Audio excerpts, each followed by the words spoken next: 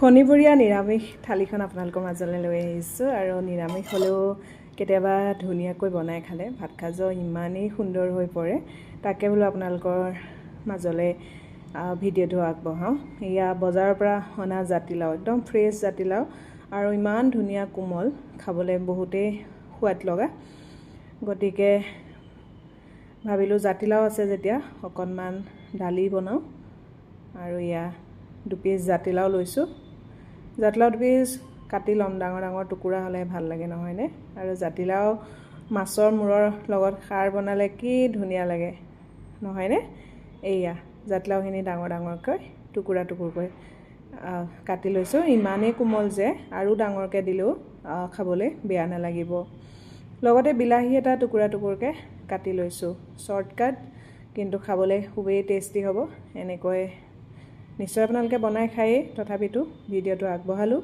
আৰু মগু দালি, মগু মাহৰ যিটো আমি প্ৰসাদ খাওঁ সেইটো দালি, ফলা মগুটো, মচুৰ দালি গোটেইখিনি মই মিক্স কৰি বাতি এটাত তিয়াই থৈছিলোঁ। তাৰপিছত এতিয়া ধুনীয়াকৈ ধুই দুগিলাচ পানী দি দিলোঁ। বিলাহী জাতিলাওখিনিও দি দিলোঁ আৰু জোখমতে নিমখ দি দিম। নিমখ দি দুটা চিটি মৰাই ল'ম। দুটা চিটি নামাৰিলেও হয়, এটা চিটি দিলেও কোনো কথা নাই। এয়া জোখমতে পানীখিনি দি দিছোঁ। যিহেতু নিৰামিষ থালি অকণমান তাৰ লগত কিবা এটা বিশেষ লাগে। এয়া উৰহি, বহুতে চিম বুলিও কয়, উৰহি আৰু আলু কাটি লৈছোঁ। কেৰাহী এখন পাতি ল'লোঁ, তাতে পাঁচফোৰণ দুটামান দি পেলাই আলু আৰু উৰহিখিনি দি দিলোঁ। আমি উৰহি বুলিয়ে কওঁ, বহুতে চিম বুলি কয়। এয়া হালধি দিলোঁ, নিমখ দিলোঁ, বছ হৈ গ'ল। এইখিনি কম জুইত অকণমান 5-10 মিনিটৰ কাৰণে ভাজিলে মোৰ ভাজিখিনি হৈয়ে যাব। দেখিছেনে? খুব খাবলৈ ধুনীয়া। ল'ৰা ছোৱালীও এনেকৈ বনাই দিলে খাবলৈ ভাল পায়। ভাজিখিনি হোৱা মানে দালিৰ চিটি আহিয়ে গ'ল। এয়া ইয়াক কিন্তু তেল নামাৰোঁ দেই, এনেকৈয়ে ৰাখিম। এয়া হেতাখনেৰে অকণমান লৰাই মেলি দিলোঁ। এতিয়া মই তাতে কাটি লোৱা আদা, কেঁচা আদা আৰু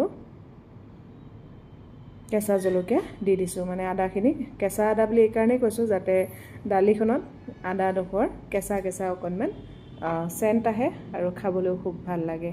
সেইকাৰণে দালিখিনি নমোৱাৰ পাছতহে আদা আৰু জলকীয়া দিছোঁ। এনেকৈ দালিখন বনাই ল'লোঁ। লগতে আছে ভাত আৰু উৰহি, আলু ভাজি, পাপৰ এটা সেকি লৈছোঁ জুইত। আৰু কি লাগিছে? লগতে আলু আৰু বিলাহী পিটিকা কৰি লৈছোঁ। আলু, বিলাহী, কেঁচা জলকীয়া পিটিকা।